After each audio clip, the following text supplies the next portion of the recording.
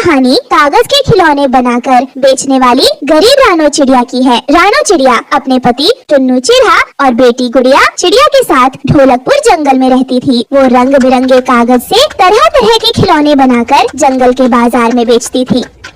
लो भाई, आ गई रानो कागज के खिलौने वाली। कागज की नाव, कागज का सिपहिया, कागज का घर, कागज के फूल, जो अच्छा लगे खरीद लो।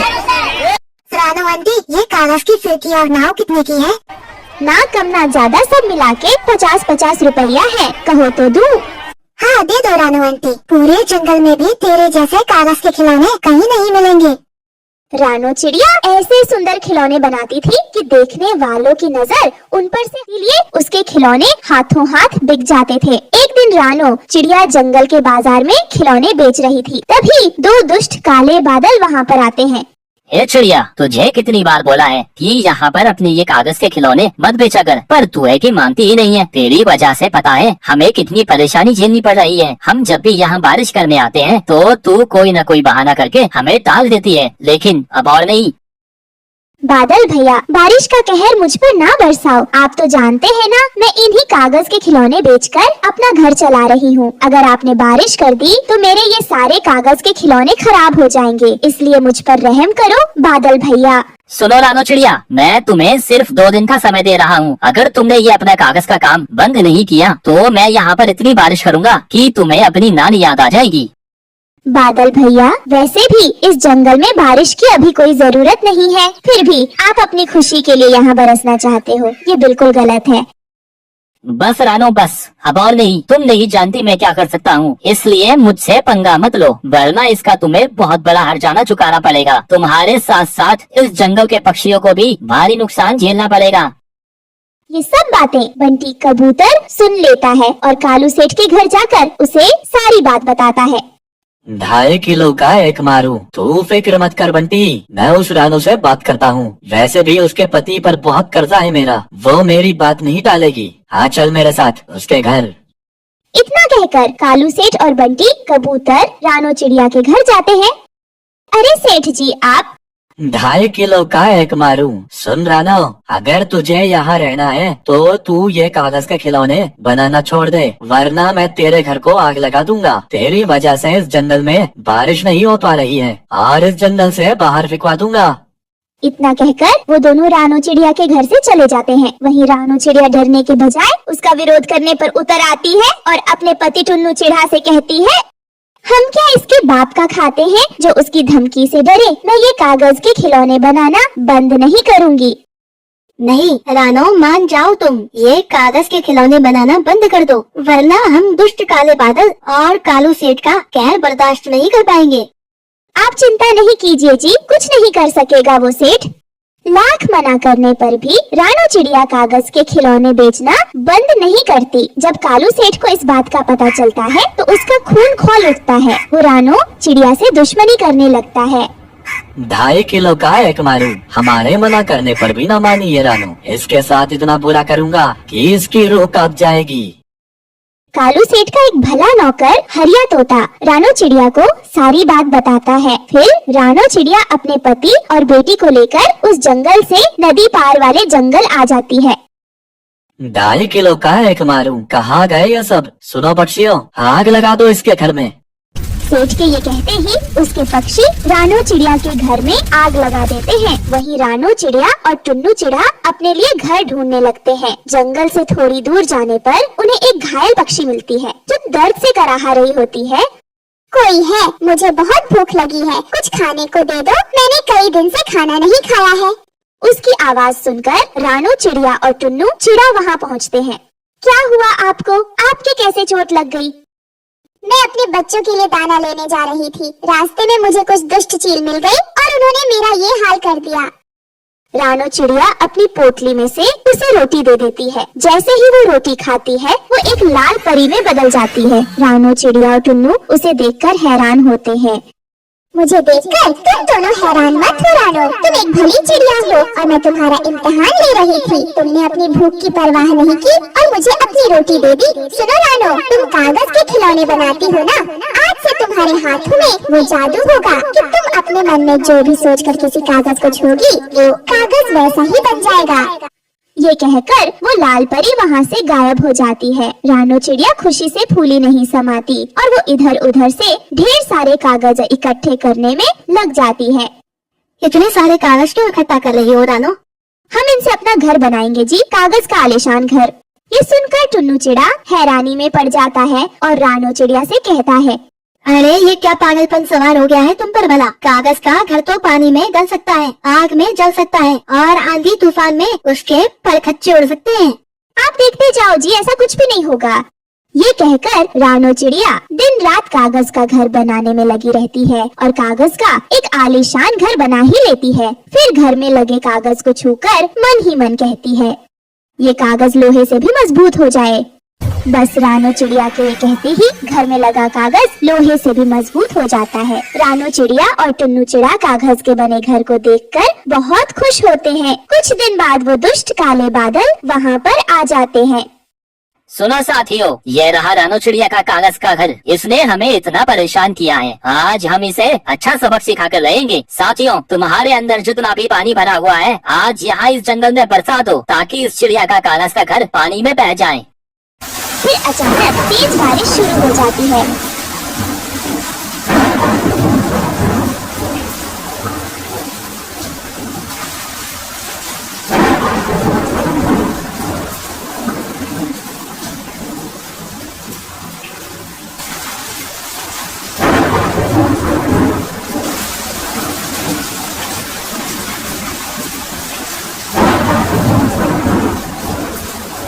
और उसकी वजह से भयंकर बाढ़ आ जाती है। बाढ़ का पानी जंगल के सब घरों में घुस जाता है और जंगल के पक्षी घर छोड़कर इधर उधर भागने लगते हैं। वही कालू सेठ की हवेली भी बाढ़ से नहीं बच पाती, लेकिन रानो का कागज का घर का बाढ़ भी बाका नहीं होता। ये सब देखकर दुष्ट काले बादल हैरान हो जाते हैं, मगर वो कर भी क्या सकते थे। रानो चिड़िया का कागज का घर बाढ़ में भी शान से खड़ा रहता है। फिर रानो चिड़िया और टुन्नू चिड़ा अपनी बेटी गुड़िया के साथ कागज के बने घर में खुशी खुशी रहने लगते हैं। मैं अपनी इन छोटी छोटी दोनों बेटियों को लेकर कहाँ जाऊंगी? आप मुझे घर से मत निकालो। वैसे भी इस घर पर मेरा भी तो अधिकार है ना, क्योंकि मैंने भी इस घर को बनाने में आपकी मदद की थी। फिर आप मुझे घर से क्यों निकाल रहे हो? मुझे नहीं पता, तुम चाहे कहीं भी जाओ, लेकिन अपनी मनहूस बेटियों को लेकर यहाँ से चली जाओ। वैसे भी मेरे पास इतने पैसे भी नहीं है कि मैं इनका खर्चा उठा सकूं। मैंने तुमसे एक बेटा मांगा था, वो तो तुम मुझे दे नहीं सकी। अब मैं इनका क्या करूँगा? तुम यहाँ से अब जाओ, मेरा ज्यादा सर मत पकाओ। फिर उसके बाद रानो चिड़िया रोती हुई अपनी दोनों बेटियों को वहाँ से ले जाती है। तभी अचानक वहाँ का मौसम बदल जाता है और एक तेज तूफान के साथ साथ बारिश भी होने लगती है। ये देखकर रानो चिड़िया बहुत ज्यादा परेशान हो जाती है और वो एक पेड़ के नीचे बैठ जाती है। हे भगवान, ये सब अचानक से क्या हो गया? वो वहाँ बैठी हुई थी कि तभी उसकी नजर एक घोंसले पर पड़ती है और वो कहती है, मैं एक काम करती हूँ, इस घोंसले के पास चली जाती हूँ और इस घोंसले में जो कोई भी होगा उससे मदद मांगूंगी, शायद वो मेरी मदद कर दे। फिर उसके बाद रानो चिड़िया उस घोंसले के पास आती है और उस घोंसले का दरवाजा बजाती है। तब उस घोंसले के अंदर से बंटी नाम का एक कबूतर निकल के आता है और वो कहता है, क्या हुआ चिड़िया, तुम कौन हो और मेरे घर का दरवाजा क्यों बजा रही थी? तुम इतनी परेशान भी लग रही हो और तुम रो क्यों रही हो? फिर रानो चिड़िया उस कबूतर को सारी बात बताती है, जिसे सुनने के बाद वो कबूतर कहता है, तुम यहीं रुको चिड़िया बहन, मैं अपनी पत्नी से पूछ कर आता हूँ। अगर मेरी पत्नी मान जाएगी तो मैं तुम्हें अपने घर के अंदर रख लूंगा। यह कहकर बंटी कबूतर अपनी पत्नी से पूछने आता है और वो रानो की सारी बातें अपनी पत्नी को बताता है, जिसे सुनने के बाद फिर उसकी पत्नी को उस पर दया आ जाती है और वो उस चिड़िया को घर में रखने के लिए मान जाती है। फिर वो उस चिड़िया को घर के अंदर बुलाती है और उससे कहती है, चिड़िया बहन, तुम जितने दिन चाहो उतने दिन मेरे घोंसले में रह सकती हो। मेरा घोंसला बहुत बड़ा है। तुम्हारा बहुत बहुत धन्यवाद जो तुमने मेरी मदद की, लेकिन मैं ज्यादा दिनों तक आपके ऊपर बोझ नहीं बनूंगी। अगर मुझे कोई काम मिल जाएगा तो मैं उसे कर लूंगी। अगर तुम काम कर सकती हो तो कल से तुम मेरे साथ चलना। मैं पकौड़े बनाने की फैक्ट्री में काम करती हूँ। अगर तुम चाहो तो वह काम कर सकती हो। मैं मालिक से बात कर लूंगी। उसके बाद अगले दिन से रानो चिड़िया कबूतर की पत्नी बबली कबूतरी के साथ काम पर चली जाती है और बबली कबूतरी काम के लिए अपने मालिक कालू कौवे से बात करती है। फिर वहाँ रानो चिड़िया को काम मिल जाता है और वो वहाँ पकोड़े बनाने का काम करने लगती है। शाम को वो घर आकर अपनी दोनों बेटियों से कहती है, मेरी प्यारी बेटियों, तुम्हारे लिए खुशखबरी है कि मुझे काम मिल गया है और अब मैं जल्दी अपने लिए एक घर खरीद लूंगी और तुम्हारा स्कूल में दाखिला भी करवा दूंगी। कबूतर भैया ने और उनकी पत्नी ने हमारी बहुत मदद की है, इसलिए हम उन पर ज्यादा दिन तक बोझ नहीं बन सकते।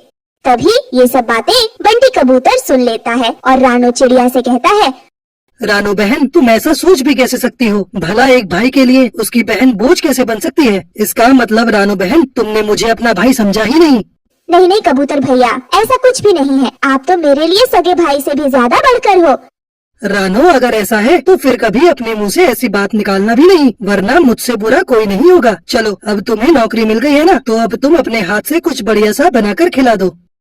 मम्मा, आज आप घास के पकौड़े बनाओ, क्योंकि बहुत दिन हो गए हैं आपने घास के पकौड़े नहीं बनाए हैं। क्या घास के पकौड़े? घास के पकौड़े कैसे होते हैं? मैंने तो आज तक घास के पकौड़े न खाए न देखे। कबूतर अंकल, मेरी मम्मा घास के पकौड़े बहुत ही टेस्टी बनाती है। मम्मा, एक बार इन्हें बनाकर खिलाओ तो जरा। हाँ रानो बहन, तो चलो आज तुम घास के पकौड़े बनाओ, मैं भी तो खाकर देखूं कि कैसे होते हैं घास के पकौड़े। ठीक है, मैं अभी आपके लिए घास के पकौड़े बना लाती हूँ। फिर कुछ ही देर में रानो चिड़िया घास के पकौड़े बना लाती है। तब सभी घास के पकौड़े बड़े चाव से खाते हैं। तभी खाने के बाद कबूतर कहता है, वाह रानो बहन, सच में तुम्हारे ये घास के पकौड़े तो बहुत टेस्टी हैं। मजा आ गया इन्हें खाकर तो। कबूतर अंकल, मम्मा के हाथों के बने घास के पकौड़े होते बहुत टेस्टी हैं, इसीलिए तो हमें बहुत पसंद आते हैं। रानो बहन, तुम तो बेकार में किसी दूसरे के यहाँ काम करने जा रही हो। मैं तो कहता हूँ कि तुम खुद की ही इसी घास के पकौड़े की दुकान खोल लो, तुम्हारी दुकान खूब चलेगी। नहीं कबूतर भाई, मुझे काम मिल गया है ना, तो मैं उसी में खुश हूँ। मैंने तो कभी इसके बारे में सोचा ही नहीं था। फिर उसके बाद रानो चिड़िया अपने काम पर आ जाती है और रानो चिड़िया बहुत ही मेहनती थी, इसलिए वो अपना काम अच्छे से करती थी और वहाँ उसके कई दोस्त भी बन गए। ऐसे ही समय बीतता गया और रानो चिड़िया को 1 महीना हो जाता है। तब उसे उसके काम के पैसे मिलते हैं। तभी दुकान का मालिक कालू कौवा रानो चिड़िया से कहता है, ये लो रानो तुम अपने काम के पैसे, और हाँ, ये कुछ पैसे एक्स्ट्रा भी ले लो, ये तुम्हारी बेटियों के खर्च के लिए, क्योंकि मुझे बबली बहन से पता चला है कि तुम किसी मुसीबत से गुजर रही हो। लेकिन मालिक जी, इस सब की क्या जरूरत है? रानो, तुम इन पैसों से अपने बच्चों के लिए खिलौने ले जाना। वैसे भी तुम्हें पहले महीने की तनख्वाह मिली है ना, तो तुम्हारे बच्चे भी खुश हो जाएंगे। फिर रानो उन पैसों से अपनी बेटियों के लिए मिठाई और खिलौने ले आती है, जिन्हें देखकर उसकी बेटियां बहुत खुश होती हैं। ऐसे ही समय बीतता गया और सब कुछ अच्छा चल रहा था। फिर एक दिन फैक्ट्री का मालिक सबको बुलाकर कहता है, मुझे आपको ये बात बताने में बहुत दुख हो रहा है, लेकिन क्या करूं, बताना पड़ेगा कि हमारी फैक्ट्री अब बंद होने वाली है, क्योंकि ये पहले से ही बहुत लॉस में चल रही थी। लेकिन फिर भी हमने सोचा कि समय के साथ साथ सब ठीक हो जाएगा, लेकिन हमारी बुरी किस्मत कुछ भी ठीक नहीं हुआ और अब हम ज्यादा नुकसान बर्दाश्त नहीं कर सकते, इसलिए हम इस फैक्ट्री को बंद कर रहे हैं। तो आप सभी कहीं और अपना काम देख लीजिए। ये सुनकर तो सभी काम वाले पक्षी बहुत दुखी हो जाते हैं और रानो चिड़िया भी बहुत दुखी होती है। हे भगवान, अब हम क्या करेंगे? हमारे पास तो कोई और दूसरा काम भी नहीं है, पता नहीं अब क्या होगा। फिर रानो चिड़िया और भी जगह काम ढूंढना शुरू कर देती है। वो कई पक्षियों के पास काम मांगने जाती है, लेकिन उसे कहीं भी काम नहीं मिलता और ऐसे ही 1 हफ्ता बीत जाता है। अब रानो चिड़िया बहुत ज्यादा उदास रहने लगी थी। तब बंटी कबूतर उससे कहता है, क्या हुआ रानो बहन, तुम इतनी उदास क्यों हो? क्या तुम्हें आज भी काम नहीं मिला? हाँ कबूतर भैया, आज भी मैं कई पक्षियों के पास गई थी, लेकिन कहीं काम नहीं मिला और सबने कह दिया कि अभी हमें जरूरत नहीं है, जब जरूरत होगी तब बता देंगे। कबूतर भैया, अब तो मेरे पास ज्यादा पैसे भी नहीं बचे हैं, अब मैं अपने घर का खर्चा कैसे चलाऊंगी? बहन, मैं तो तुमसे पहले ही कह चुका हूँ कि तुम अपने घास के पकौड़े बेचना शुरू कर दो। तुम्हारे पकौड़े इतने टेस्टी हैं कि सब पक्षी खूब खाएंगे और तुम उसके साथ साथ हरी पुदीने की चटनी और चाय भी देना। सब पक्षी तुम्हारी तरफ खींचे चले आएंगे और उसमें मैं भी तुम्हारी मदद कर दिया करूँगा। तुम एक कदम आगे तो बढ़ाओ। लेकिन कबूतर भाई, मेरे पास इतने पैसे भी तो नहीं है कि मैं एक ठेला लेकर पकौड़े बेच सकूं। रानो, तुम पैसों की चिंता मत करो, पैसे तुम मुझसे ले लेना। नहीं कबूतर भैया, आपने मेरी पहले बहुत मदद की है। अब मैं आप पर और बोझ नहीं बनना चाहती। आपने मुझे काम भी दिलवाया और रहने के लिए घर भी दिया, बस इतना ही काफी है मेरे लिए। कोई बात नहीं रानो, तुम पैसे सोच समझ कर ले लो। जब तुम्हारे पास पैसे आ जाए तब मुझे वापस कर देना। रानू चिड़िया बंटी कबूतर की बात मान जाती है और अपने पकोड़ों का ठेला लगाना शुरू कर देती है। वो इतने सारे पैसे देखकर बहुत खुश होती है। फिर रानू चिड़िया अपने लिए एक घर खरीद लेती है, जिसमें वो अपनी दोनों बेटियों के साथ खुशी खुशी रहने लगती है। ये कहानी एक सुंदरपुर जंगल की है, जहाँ बरसात का मौसम चल रहा था। हर तरफ काले बादल छाए हुए थे। वहीं पेड़ पर बैठी हुई रानू चिड़िया बहुत घबराई हुई थी, क्योंकि उसे अनाज खोजने बाहर भी जाना था। आसमान में काले बादल छाए हुए हैं। मुझे भोजन की तलाश में बाहर जाना है। ऐसा करती हूँ, जल्दी से जाती हूँ और कुछ अनाज लेकर घर वापस आ जाती हूँ।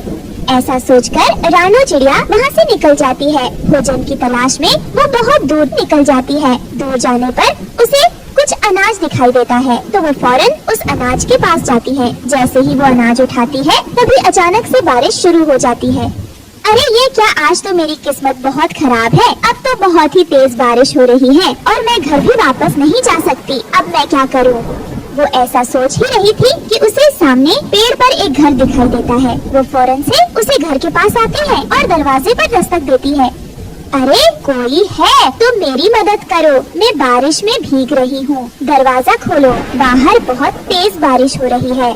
तभी उसकी आवाज सुनकर बाहर बबली कबूतरी आती है। वो घर बबली कबूतरी का था।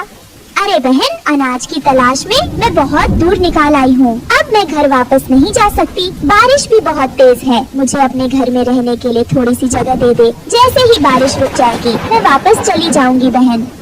अरे बहन, मेरे पति भी बाहर गए हुए हैं। ऐसे मौसम में पता नहीं वो कहाँ चले गए हैं। अभी तक लौट कर नहीं आए। मुझे तो उनकी बहुत फिक्र हो रही है। बहन, आप अंदर आ जाइए।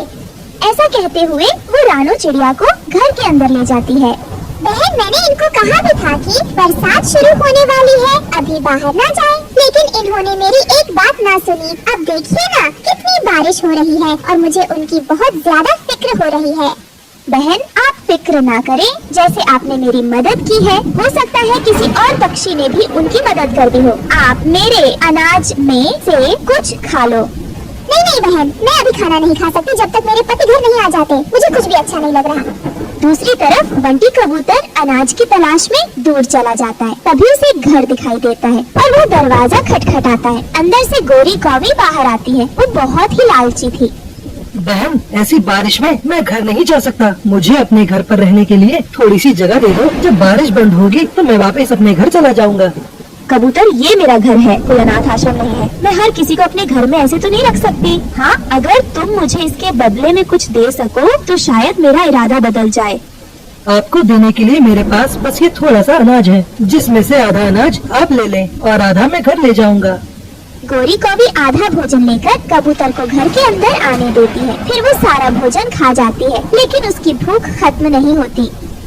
कबूतर, मेरा इरादा बदल गया है। तुम मेरे घर से अभी के अभी बाहर निकलो। जैसे ही बारिश रुक जाएगी मैं वापस चला जाऊंगा। कौवी बहन, मेरे घर से अभी के अभी निकल जाओ, नहीं तो बचा हुआ अनाज मुझे दे दो। कबूतर मजबूर होकर उसे बाकी खाना भी दे देता है। थोड़ी ही देर बाद बारिश रुक जाती है। कबूतर, ओ कबूतर, मेरे पेट में बहुत ज्यादा दर्द हो रहा है। मुझे डॉक्टर के पास ले चलो या किसी डॉक्टर को मेरे पास ले आओ। बारिश भी रुक चुकी है। अब मैं आपकी कोई मदद नहीं कर सकता। आपने मेरा सारा भोजन खा लिया है, इस वजह से तुम्हारे पेट में दर्द हो रहा है। ऐसा बोलकर कबूतर वहाँ से वापस अपने घर की ओर निकल जाता है और अपने घर पहुँच जाता है। आप आ गए जी। मैं कितना परेशान हो रही थी। वो मैं बारिश से बचने के लिए गोरी कौवे के घर चला गया। वो लालची कौवी, आपको तो पता होना चाहिए, कौवे बहुत लालची और दुष्ट होते हैं। उनसे तो हम पक्षियों को दूर ही रहना चाहिए। बहन, आप सही कह रही हैं, लेकिन मेरे पास कोई और रास्ता नहीं था। बारिश के कारण मैंने उनसे मदद मांगी, लेकिन उसने बदले में मेरा सारा भोजन ले लिया। कबूतर भाई, आप परेशान ना हो, ये मेरे पास भोजन है, आप इसे ले ले। वैसे भी बबली बहन ने मेरी काफी मदद की है। अगर वो मुझे घर में रुकने की जगह ना देती तो मैं बारिश में भीगकर बीमार पड़ जाती। कोई बात नहीं चिड़िया बहन, हम दोबारा से भोजन इकट्ठा कर लेंगे। आप अपने घर जाएं, आपके बच्चे भूखे और परेशान होंगे। बंटी भाई, ये भोजन मेरे लिए काफी है, आप थोड़ा रख लें ताकि आप आज रात भूखे ना सोए। आप मेरे अनाज में से आधा अनाज ले लो, वैसे भी बारिश अब रुक चुकी है। आपका बहुत बहुत शुक्रिया रानो बहन, आप आते रहना हमारे घर। फिर रानो चिड़िया अपने घर की तरफ चली जाती है। कुछ ही देर में वो अपने घर के पास पहुंच जाती है, लेकिन वहाँ तो सब तहस नहस हुआ पड़े हुए थे। उसका घर नीचे टूटकर बिखरा पड़े हुए थे और पास में ही उसके बच्चों के पंख पड़े हुए थे। हे भगवान, ये क्या हो गया मेरे साथ? मेरे दोनों बच्चे, ये नहीं हो सकता, कहाँ गए मेरे बच्चे? तभी वहाँ तोता आता है और रानो चिड़िया से कहता है, बहन, आपके बच्चे सही सलामत नहीं है। आप जल्दी उस बिल्लू बिल्ला की गुफा की तरफ जाओ। वो बिल्लू बिल्ला बच्चों को अकेले पाकर उन्हें अपने साथ लेकर गया है। आप देर न करें बहन, वरना बिल्लू बिल्ला उन बच्चों को खा जाएगा। क्या वो बिल्लू बिल्ला को मैं नहीं छोड़ दूंगी? उसने मेरे बच्चों को कैसे खाने की सोची? रानो चिड़िया जल्दी से बिल्लू बिल्ला की गुफा की तरफ चली जाती है। वो एक पेड़ के पीछे छिपकर अपने बच्चों को देखने लगती है। वाह, आज तो मजा ही आ जाएगा। चिड़िया के नरम नरम बच्चे, इनका तो मैं सूप बनाकर पीऊंगा। इसके लिए मुझे थोड़ी लकड़ी लानी होगी। रानो चिड़िया सही मौके की तलाश में थी। जैसे ही बिल्लू बिल्ला अपनी गुफा से बाहर लकड़ी लेने जाता है, पीछे से रानो चिड़िया अपने बच्चों को उठाकर वहाँ से वापस अपने घर आ जाती है। मेरे बच्चों, आप सब ठीक तो हो ना? आप फिक्र ना करें, आगे से मैं आपको कभी अकेला छोड़कर नहीं जाऊंगी। इस तरह एक माँ अपनी जान पर खेलकर अपने बच्चों को मौत के मुंह से निकाल लाती है। प्यारे दोस्तों, इस कहानी से हमें सीख मिलती है कि हमें लालच के बगैर दूसरों की मदद करनी चाहिए और अपनी प्यारी माँ के लिए लव यू माँ कमेंट में लिखना ना भूले। सुंदरवन के जंगल में रानो चिड़िया अपने 3 बच्चों के साथ रहती थी, जिनका नाम गुड़िया, कुकू और लाली था। रानो चिड़िया के बच्चे जब छोटे थे तब वो आसपास से थोड़ा सा भोजन इकट्ठा कर लेती, जिससे उनका गुजारा हो जाता। पर अब बच्चे बड़े हो रहे थे, उन्हें ज्यादा भोजन की जरूरत थी। फिर एक दिन रानो चिड़िया ने सोचा, मैं सोच रही हूँ क्यों ना मैं लकड़ी का अपना मजबूत घर बना लूँ। वैसे भी बारिश का मौसम आने वाला है और मैं अपने बच्चों को अकेले इस मिट्टी के घर में नहीं छोड़ सकती। अगर मैं लकड़ी का घर बना लूंगी तो मैं अपने बच्चों को उस लकड़ी के घर में छोड़कर आराम से दूर जा सकूंगी और अपने बच्चों के लिए ज्यादा भोजन ला सकूंगी। ऐसा सोचकर रानो चिड़िया अपना एक मजबूत लकड़ी का घर बनाने लगी। तो प्यारे दोस्तों, रानो चिड़िया के लकड़ी का घर बनने से पहले जल्दी से इस चैनल को सब्सक्राइब कर दो और वीडियो को लाइक कर दो। उसने कुछ ही देर में बहुत प्यारा और मजबूत लकड़ी का घर बना लिया। उस घर को देखकर उसके बच्चे अपनी माँ से पूछने लगे, मम्मा, हमारे पास हमारा घर तो पहले से ही है, फिर आप नया लकड़ी का घर क्यों बना रही हो? हमें इस घर की क्या जरूरत? फिर रानो चिड़िया अपने तीनों बच्चों को समझाते हुए कहती है, बच्चों, अब तुम तीनों बड़े हो रहे हो और तुम जानते हो बारिश का मौसम आने वाला है तो तुम्हें भोजन की ज्यादा जरूरत होगी, इसलिए मुझे दूर जाना होगा। अगर बारिश के दिनों में तुम तीनों इस मजबूत लकड़ी के घर में रहोगे तो मैं बिना किसी चिंता फिक्र के तुम्हें इस मजबूत घर में छोड़कर जा सकूंगी, इसलिए मैंने ये लकड़ी का घर बनाया है। अच्छा है ना? तुम तीनों को पसंद आया या नहीं? मम्मा, घर तो बहुत अच्छा है, हमें पसंद भी है, लेकिन मम्मा, इस घर में भी तो हम तीनों अकेले होंगे। अगर आपके जाने के बाद हमें किसी शिकारी पक्षी ने खा लिया तो हमारा क्या होगा? मेरी जान, ऐसी बातें नहीं करते, ऐसा कुछ नहीं होगा। मैंने इस लकड़ी के घर में मजबूत दरवाजा लगाया है जो कोई भी पक्षी तोड़ नहीं पाएगा, इसलिए तुम तीनों को डरने की कोई जरूरत नहीं है। ऐसे ही समय बीतने लगा। एक दिन जब रानो चिड़िया भोजन की तलाश में दूर जाने लगी तो तभी मौसम बदल गया और बहुत तेज बारिश होने लगी। उसने अपने तीनों बच्चों को समझाया, देखो बच्चों, बाहर बहुत तेज बारिश हो रही है, मुझे भोजन लेने दूर जाना होगा। तुम दरवाजा बंद कर लेना और जब तक मैं वापस न आऊँ दरवाजा मत खोलना। मगर मम्मा, जब आप घर आओगी तो हमें कैसे पता चलेगा कि आप आई हो?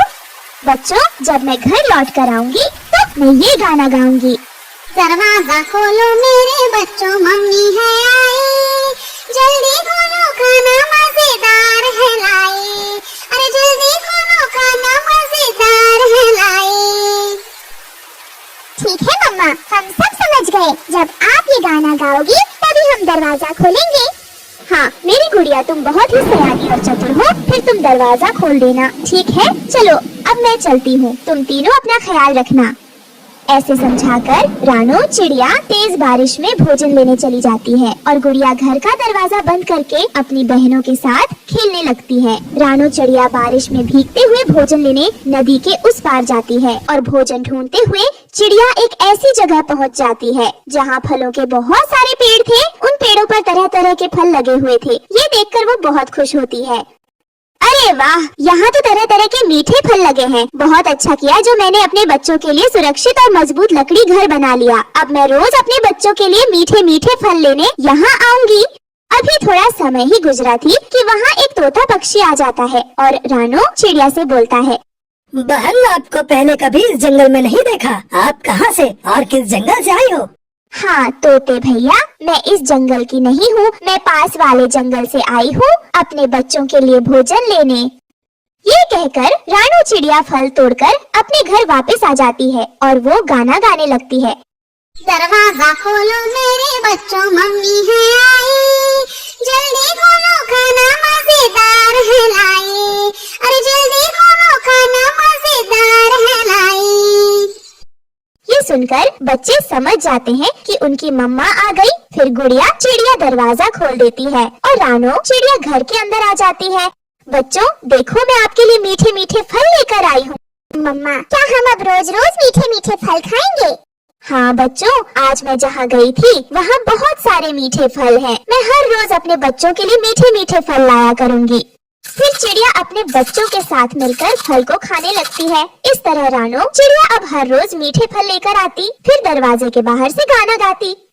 दरवाजा खोलो मेरे बच्चों, मम्मी है आई, जल्दी खोलो खाना मजेदार है लाई, अरे जल्दी खोलो खाना मजेदार है लाई। रानो चिड़िया घर के अंदर चली गई। यह सब कालू कौवा छिपकर देख रहा था। अच्छा तो ये बात है, चिड़िया के ऐसे कहने पर दरवाजा खुल जाता है। अब तो चिड़िया के बच्चों के नरम नरम मांस शिकारी चील खाएगा। मैं अभी जाकर शिकारी चील को सब बताता हूँ। फिर कालू कौवा शिकारी चील के पास पहुँचता है। सुनो शिकारी चील, मैं तुम्हारे लिए बहुत अच्छी खबर लेकर आया हूँ। जल्दी बता कालू कौवे, कौन सी अच्छी खबर लाया है? शिकारी चील, मैंने चिड़िया के 2 बच्चे देखे हैं। चिड़िया के 2 बच्चे? जल्दी बता कालू, कहाँ देखे तूने चिड़िया के बच्चे? शिकारी चील बता दूंगा, आपको इतनी भी क्या जल्दी है? पहले ये बताओ बदले में तुम मुझे क्या दोगे? कालू कौवे, मुझे पता था बदले में तू मुझसे जरूर कुछ मांगेगा। चल, बदले में तुझे मैंने अपनी दोस्ती दी। अगर कोई पक्षी तुझ पर हमला करेगा तो मैं उसे जान से मार डालूंगा। फिर कालू कौवा रानो चिड़िया के घर का पता शिकारी चील को बता देता है। कालू, उस चिड़िया के घर का दरवाजा तो हमेशा बंद रहता है। आप उसकी फिक्र न करें, दरवाजा खुलवाना तो मेरे बाएं हाथ का खेल है। आप बस खाने की चिंता करो।